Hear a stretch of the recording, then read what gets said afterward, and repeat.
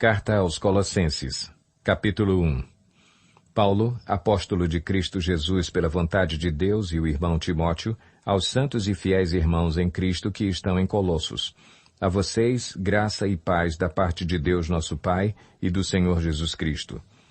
Sempre agradecemos a Deus, o Pai de nosso Senhor Jesus Cristo, quando oramos por vocês, pois temos ouvido falar da fé que vocês têm em Cristo Jesus e do amor que têm por todos os santos, por causa da esperança que lhes está reservada nos céus, a respeito da qual vocês ouviram por meio da palavra da verdade, o Evangelho que chegou até vocês.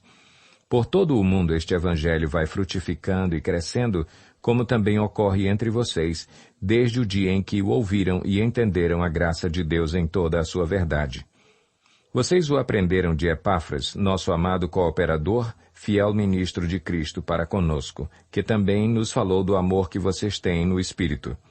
Por essa razão, desde o dia em que o ouvimos, não deixamos de orar por vocês e de pedir que sejam cheios do pleno conhecimento da vontade de Deus, com toda a sabedoria e entendimento espiritual.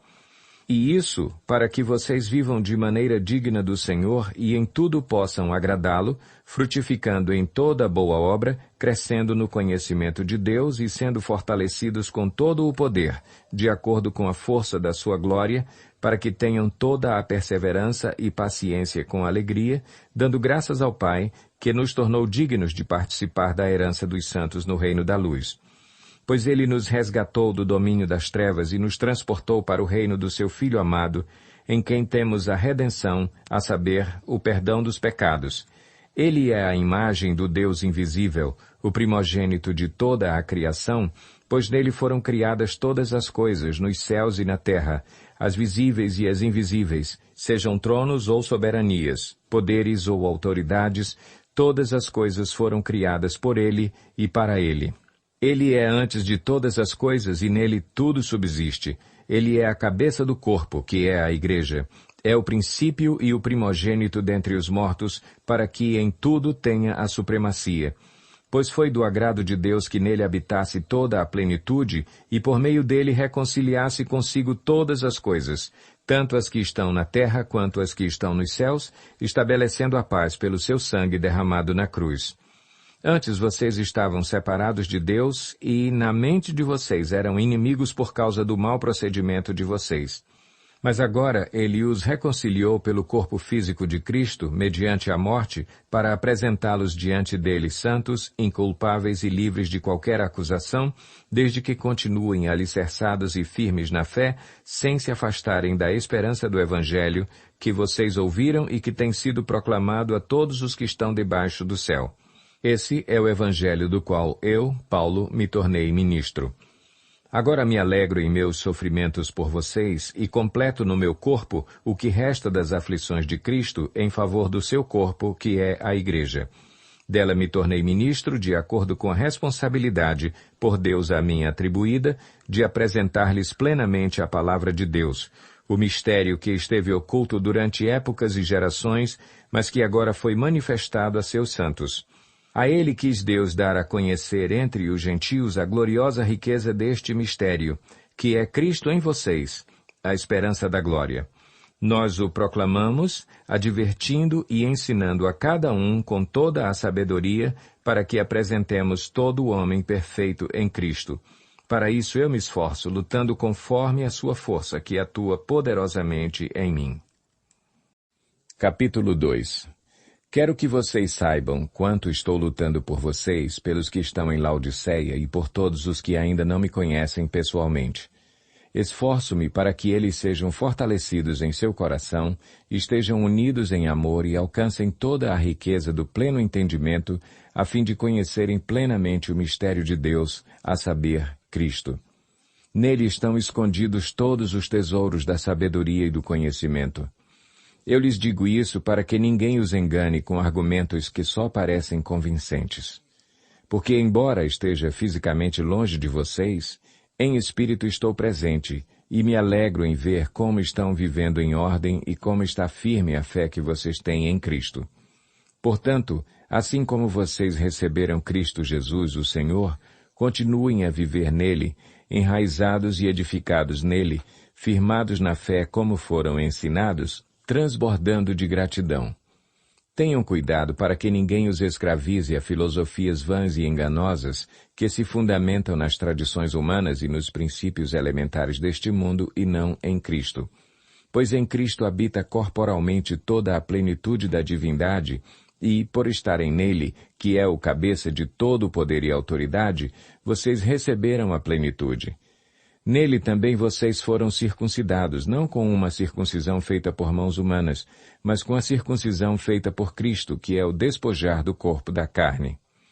Isso aconteceu quando vocês foram sepultados com ele no batismo, e com ele foram ressuscitados mediante a fé no poder de Deus que o ressuscitou dentre os mortos. Quando vocês estavam mortos em pecados e na incircuncisão da sua carne, Deus os vivificou com Cristo. Ele nos perdoou todas as transgressões e cancelou a escrita de dívida que consistia em ordenanças e que nos era contrária. Ele a removeu, pregando-a na cruz e, tendo despojado os poderes e as autoridades, fez deles um espetáculo público, triunfando sobre eles na cruz. Portanto, não permitam que ninguém os julgue pelo que vocês comem ou bebem, ou com relação a alguma festividade religiosa, ou à celebração das luas novas e dos dias de sábado. Estas coisas são sombras do que haveria de vir. A realidade, porém, encontra-se em Cristo. Não permitam que ninguém que tenha prazer numa falsa humildade e na adoração de anjos os impeça de alcançar o prêmio. Tal pessoa conta detalhadamente suas visões e sua mente carnal a torna orgulhosa. Trata-se de alguém que não está unido à cabeça, a partir da qual todo o corpo, sustentado e unido por seus ligamentos e juntas, efetua o crescimento dado por Deus. Já que vocês morreram com Cristo para os princípios elementares deste mundo, porque, como se ainda pertencessem a ele, vocês se submetem a regras. Não manuseis, não prove, não toque. Todas essas coisas estão destinadas a perecer pelo uso, pois se baseiam em mandamentos e ensinos humanos. Essas regras têm, de fato, aparência de sabedoria com sua pretensa religiosidade, falsa humildade e severidade com o corpo, mas não têm valor algum para refrear os impulsos da carne. Capítulo 3. Portanto, já que vocês ressuscitaram com Cristo, procurem as coisas que são do alto, onde Cristo está assentado à direita de Deus. Mantenham o pensamento nas coisas do alto e não nas coisas terrenas. Pois vocês morreram, e agora a sua vida está escondida com Cristo em Deus. Quando Cristo, que é a sua vida, for manifestado, então vocês também serão manifestados com Ele em glória. Assim, façam morrer tudo o que pertence à natureza terrena de vocês: imoralidade sexual, impureza, paixão, desejos maus e a ganância, que é a idolatria. É por causa dessas coisas que vem a ira de Deus sobre os que vivem na desobediência, as quais vocês praticaram no passado quando costumavam viver nelas. Mas agora abandonem todas estas coisas: ira, indignação, maldade, maledicência e linguagem indecente no falar. Não mintam uns aos outros, visto que vocês já se despiram do velho homem com suas práticas e se revestiram do novo, o qual está sendo renovado em conhecimento à imagem do seu Criador. Nessa nova vida já não há diferença entre grego e judeu, circunciso e incircunciso, bárbaro e cita, escravo e livre, mas Cristo é tudo e está em todos. Portanto, como povo escolhido de Deus, santo e amado, revistam-se de profunda compaixão, bondade, humildade, mansidão e paciência.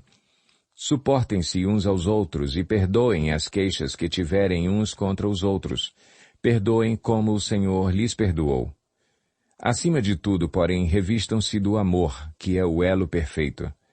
Que a paz de Cristo seja o juiz em seu coração, visto que vocês foram chamados para viver em paz, como membros de um só corpo, e sejam agradecidos. Habite ricamente em vocês a palavra de Cristo. Ensinem e aconselhem-se uns aos outros com toda a sabedoria e cantem salmos, hinos e cânticos espirituais com gratidão a Deus em seu coração. Tudo o que fizerem, seja em palavra ou em ação, façam-no em nome do Senhor Jesus, dando por meio dele graças a Deus Pai. Mulheres, Sujeite-se cada uma a seu marido como convém a quem está no Senhor. Maridos, ame cada um a sua mulher e não a tratem com amargura. Filhos, obedeçam a seus pais em tudo, pois isso agrada ao Senhor. Pais, não irritem seus filhos para que eles não desanimem. Escravos, obedeçam em tudo a seus senhores terrenos, não somente para agradá-los quando eles estão observando, mas com sinceridade de coração, pelo fato de vocês temerem o Senhor.